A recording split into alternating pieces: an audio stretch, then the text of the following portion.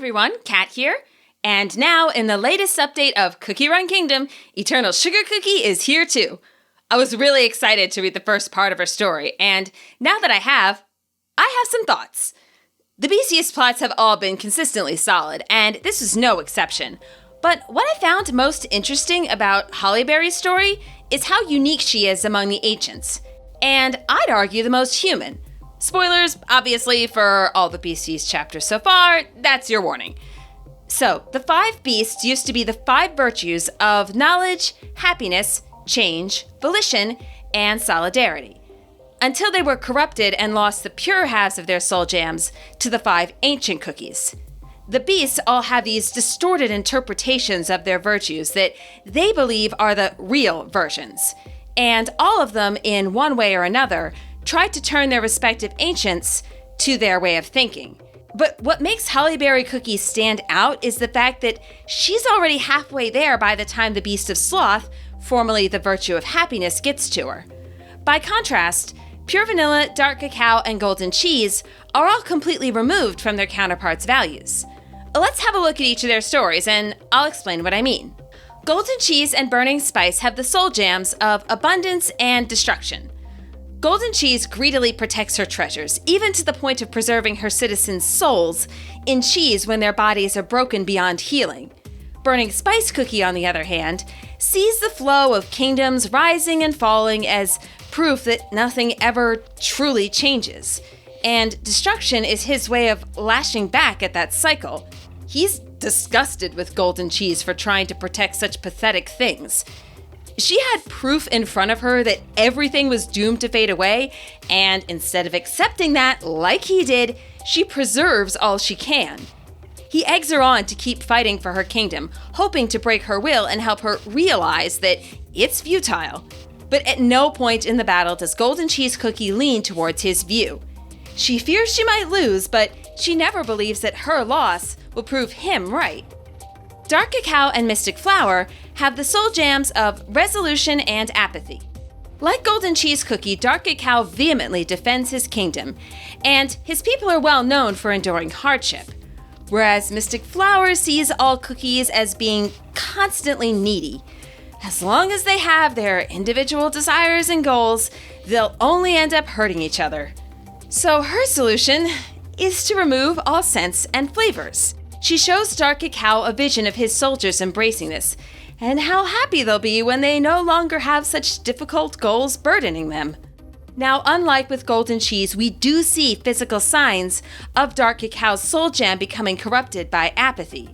But he says as it's happening, "My dough is turning whiter with every passing second, and yet the embers in my heart burn brighter than ever." Although he agrees that pursuing his goals is a heavy burden, he renews his determination to follow them anyway. His brush with apathy, if it ever happened at all, was extremely short-lived. Pure Vanilla and Shadow Milk have the soul gems of truth and deceit. In their story, we see Pure Vanilla's soul gem becoming corrupted like Dark Cacao's, but we also see his behavior change along with it. We learn later that he lets this happen on purpose to gain Shadow Milk's trust.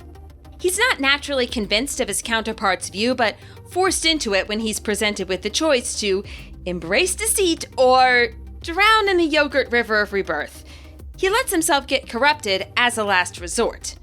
Unfortunately, the story avoids going into Pure Vanilla's thoughts too much, so we can have that surprise ending where Shadow Milk is fooled by him.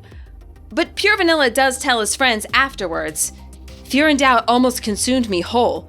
I almost became a cookie of deceit in that river, just like Shadow Milk Cookie wanted."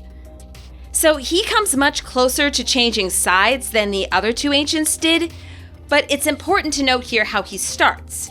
That is, he arrives at Beast-Yeast fully embracing truth. Until he's forced into the river of rebirth to save his friends, touching deceit in any way is out of the question for him. And this is where Hollyberry Cookie stands out from the others. She and Eternal Sugar Cookie have the soul gems of passion and sloth. And I've got to admit, this virtue and the way it's split is probably my favorite of the 5. Happiness seems like a good thing on the surface, but you could either seek happiness by being passionate and helping others, or you could try to find it only by focusing on what's easiest for you in the moment. When each of the other 3 ancients encounter their respective beasts, they're aware that they're facing an enemy. Dark Cacao Cookie has a short time where he isn't sure what to make of Mystic Flower Cookie, but he treats her with a healthy amount of caution. Whereas Hollyberry Cookie comes into Beast-Yeast specifically looking to fight her beast, and completely fails to recognize what she is.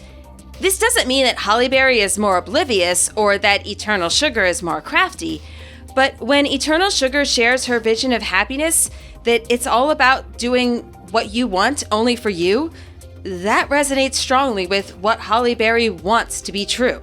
Throughout the story of Beast-Yeast 9, we see flashbacks to Hollyberry Cookie's past. As a child, she relishes using her strength to protect others, but as she gets older and becomes a ruler, well, problems aren't always solved with facing down monsters. The stress of constantly making tough decisions gets to her, especially after the Dark Flower War. She yearns for her days as a simple adventurer. We see her turning to juice as a means of escape, even when her young son asks her to stop. And ultimately, she abandons her duties, leaving the kingdom to him and his wife so she can go out adventuring again like the good old days. She doesn't consciously think of this as embracing Sloth. She's not even aware of her counterpart's existence at that point. But she makes selfish decisions and takes the smoothest road for herself. And as she learns later, it ultimately leads to dragons attacking the kingdom in her absence, and one of her granddaughters being kidnapped. Even on hearing this news, she doesn't immediately return. As we see in the Granberry Market story, it's the letter from Pure Vanilla that finally convinces her to come back. Now, Hollyberry has obviously grown by the time Beast-Yeast 9 starts. She listens to Wildberry's warnings about overconsumption. She's the most vehement that they continue their difficult journey and ignore Pavlova Cookie's invitation to the Garden of Delights. But when they're forced to come to the garden anyway and tend to their wounded, she's caught off guard. Hollyberry is a cookie who's recovering from her old vices, but she hasn't fully conquered them, which means Eternal Sugar gets to her at the worst possible time. This is what I mean by her being the most human here. Because when people make mistakes, it's generally not something they set off to do. And Eternal Sugar Cookie is pretty clever in keeping suspicions off herself. She scolds Pavlova Cookie when he's too pushy, and she lets the group leave when they want, only to set up a seemingly unrelated disaster when they try. Wildberry Cookie is hurt, and the group is forced to return. And the guilt Hollyberry feels is overwhelming. Eternal Sugar Cookie does heal him, but Hollyberry is obviously shaken by the experience. And now she's even more vulnerable to backsliding into her usual escape routes. This is where Eternal Sugar Cookie really twists the knife. She reminds Hollyberry of all the times she took the easy path for herself, and then sells it like it was a good thing. In fact, she argues, Hollyberry didn't go far enough. She should give up defending others with her shield altogether and just take some time for herself. And there's nothing Hollyberry wants more in the world right then than for that to be true, because it sucks to feel like a coward. It sucks to feel selfish. It sucks to feel like people were relying on you and you let them down. It's not until she's laid all this groundwork that Eternal Sugar formally introduces herself as the Beast of Sloth. And she passes off the Beast part as an unearned name that Shadow Milk Cookie came up with. Obviously, he's a liar, so you can trust her. There's no dramatic scene of Hollyberry's soul jam shifting colors, like there was with Dark Cacao and Pure Vanilla, because in a really relatable way, she arrives to face her beast already vulnerable, already partially corrupted by Sloth, and trying her best to overcome it. Because like an actual person, she's not perfect. The others have their flaws, but hers are the most directly connected to her beast, and the most easily exploited. She's not completely fooled, but she's left in a dangerous position by the end of the chapter. We don't know how this will turn out yet, but I'm really looking forward to seeing Hollyberry grow as a character. And if this pattern continues, I'm all the more excited to see how White Lily's character will be explored when she comes face to face with Silent Salt Cookie in the 5th Beast arc. What are some of your thoughts on the latest chapter of the Beast-Yeast story? Let me know in the comments, and if you haven't subscribed yet, you should go for it now. I am not a beast cookie, so you can totally trust me that that is the right call. Until next time, happy reading and happy cookie training.